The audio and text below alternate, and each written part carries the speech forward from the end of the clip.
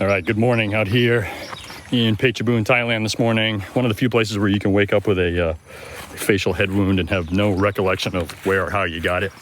You just have it, just bleeding. This is still the best birthday present right here. First time eating pizza, age 140 years old. Eating pizza for the first time. 70. 70? First pizza. Impressive.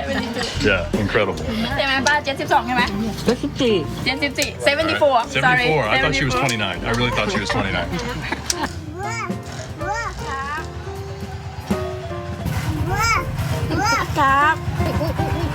That's okay. Protein.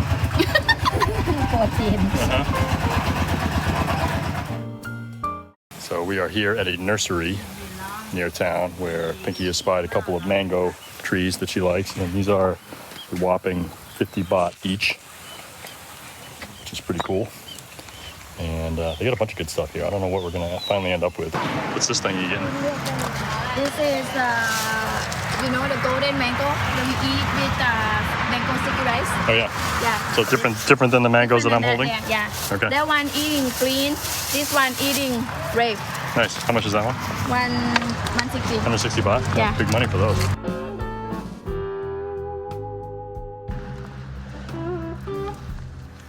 What are these little guys?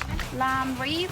Whatever they put in the soup, with garanga and tom yum soup, they put in tom yum soup. Like bay leaves? Not bay leaf. I'm gonna get one.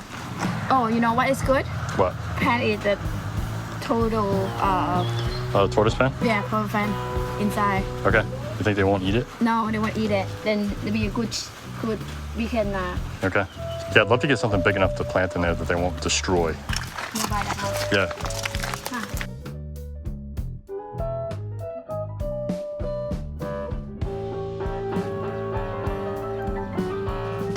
So we're gonna get 10 of these guys, right? 10 of these like little dwarf coconut things, which I guess the fruiting height is like 1.5 meters, so that you don't have these towering coconut trees where number one, you can't reach the fruit unless you have a coconut harvesting monkey, which I can't have even though I want.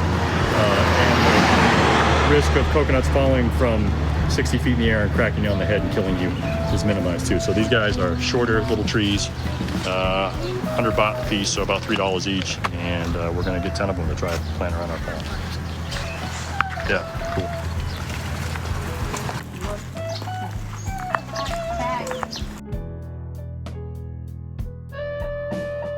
Dirt buffet? Yeah, we have to look at which one we want. Can she tell us based on what we're buying, what we need? Yeah. อันไหนดีกว่ากัน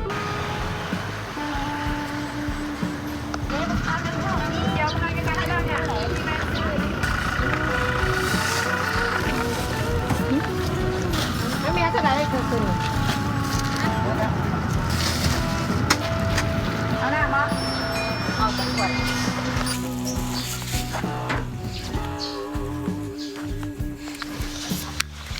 All right, so we got a pretty good haul today, kind of a spontaneous trip that either one of us planned on, right? We got all kinds of chicken manure. What is this? Chicken, cow, and pig.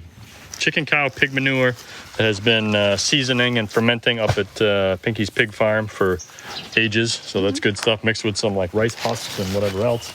So we got 5 or 6 bags of that. Some soil and whatever this stuff is. That's more of this chicken manure compost stuff. Those the same thing. I come the first trip. Yep. And then I think 10 of these little dwarf coconut trees here, which are going to be pretty cool. And I think we're going to put those, up along the edge maybe, or maybe on that back end. I'm not really sure.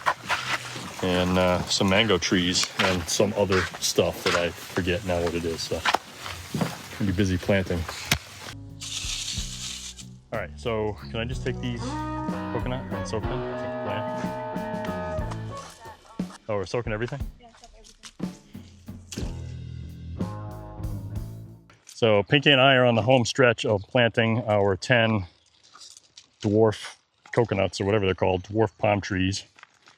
And we have been out here all afternoon under the blazing sun, where the temperature is 5 degrees more than it needs to be to absolutely suck any ounce or shred of enjoyment out of any activity out here. It is so hot.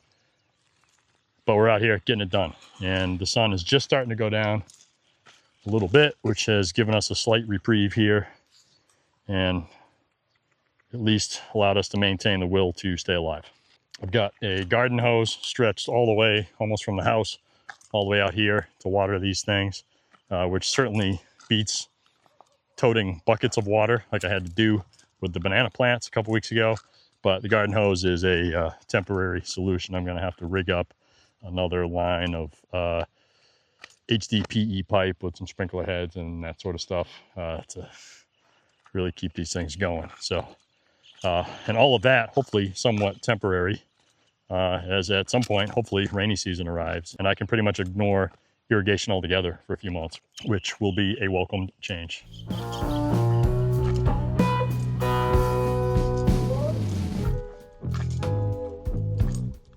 So we're going with some of Pinky's mother's home brew bark mulch secret recipe stuff with a couple bags of soil, which also has some, like, I don't know what this stuff is. Anybody that can read Thai can see it right on the bag, but I can't.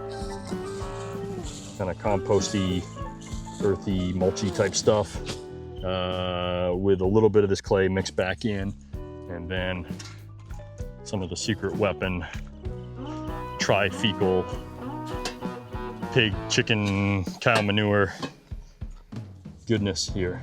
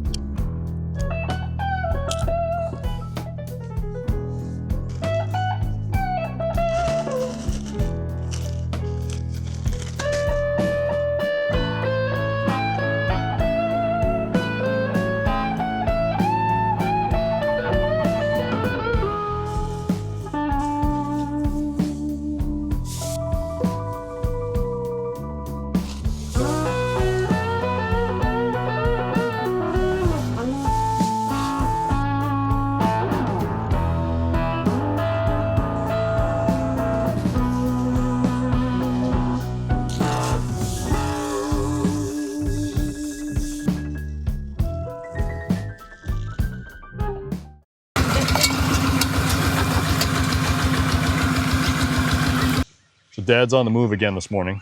Sun's up. Apparently didn't have anything else to do, so here he is. And he is dragging these, I forget even what these posts were originally. They were here when we bought the property. I've hated looking at them because they're right next to the pond. And even those places still a complete construction zone disaster. I keep making these feeble attempts to at least address certain eyesores and get things cleaned up. And these posts have been just driving me crazy here. So Dad is now dragging them down to the edge of the property because I guess he is going to integrate them into this perimeter fence project that he's got planned out in his mind.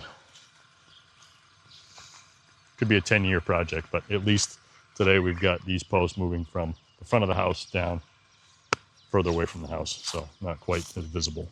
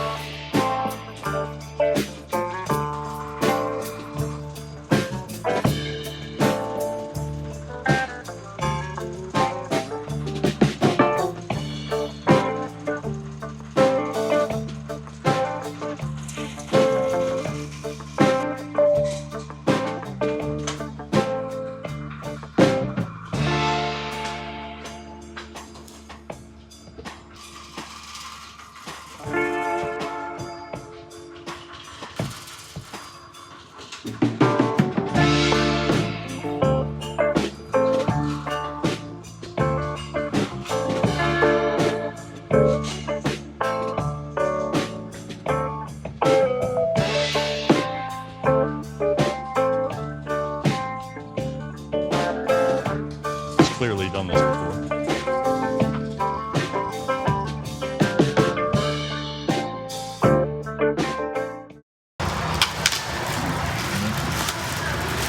All right, with our new trees and new plantings, I've been wrestling with more water issues, and that is the fact that the current irrigation system I have feeds out of the storage tanks that are fed by the well, and those storage tanks are plenty enough for household water, showers, you know, dishes, all that kind of stuff, but now that we're irrigating crops, the level of those storage tanks drops quickly to the point where within a short period of time, I have emptied the tanks entirely. And I've got to watch the timing because those tanks refill from the well pump, which currently is only powered by our solar panel. So that only runs during daylight hours. So if I water the crops late in the day and draw those tanks down, we run out of water in the house, at some point overnight or in the early morning. If it does happen, I can switch over to city water. It's not the end of the world, but I don't want to have to rely on that anymore. So I've been looking for a way to draw water directly from the pond because that is a larger supply, and half the reason that we have the pond is to irrigate the crops.